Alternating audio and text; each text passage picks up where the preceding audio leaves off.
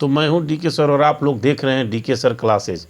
DK sir classes में आज का जो वैज्ञानिक प्रश्न है वह यह है कि वर्षा का पानी 100% शुद्ध क्यों होता है।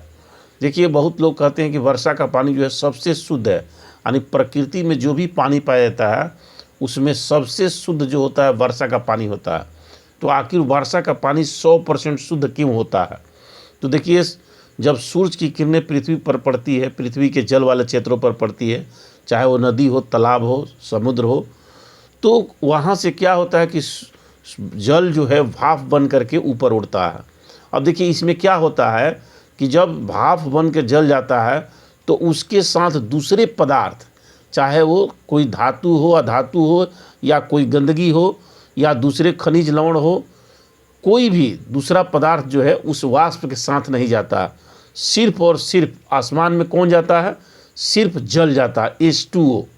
तो यही जल जो है भाप बनकर जब आसमान में जाता है, सिर्फ H2O, वही जा कर के फिर बादल का निर्माण करता है, आपस में संघनित होकर।